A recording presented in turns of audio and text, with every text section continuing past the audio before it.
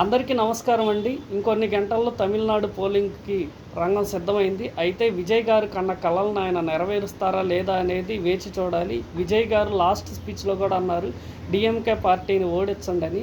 అయితే మనకి ఒక పిక్చర్ అయితే క్లియర్ కట్‌గా కనిపిస్తుంది. విజయ్ గారు డీఎంకే పార్టీ ఓటమి కోసమే పనిచేశారని. అయితే యువత విజయ్‌కి ఓట్లు వేస్తారా లేదా అనేది వేచి చూడాలి. ఈ సాధ్యాపసాధ్యాలకు వస్తే విజయ్ గారికి ఓన్లీ యూత్లోనే ఫాలోయింగ్ ఉంది, యూత్ అండ్ లేడీస్లో ఫాలోయింగ్ ఉంది. దాంట్లో ఎంతమందికి ఓటు హక్కు ఉందో లేదో తెలియదు.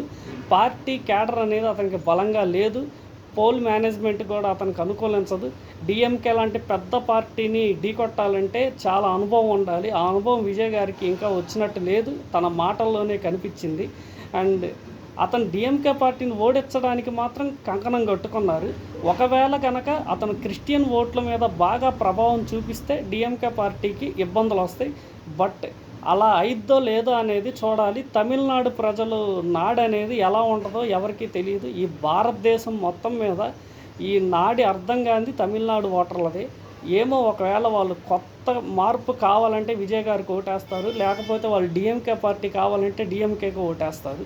అండ్ ఇంకొకటి, ఈ ఎలక్షన్ అనేది విజయ్కి డూ ఆర్ డై లాంటిది. ఒకవేళ ఈ ఎలక్షన్లో గెలిస్తేనే తను పార్టీని ఉండనిస్తారు, లేకపోతే అతని పార్టీని రోడ్డు మీదకి ఈడుస్తారు అనడంలో ఎలాంటి సందేహం లేదు.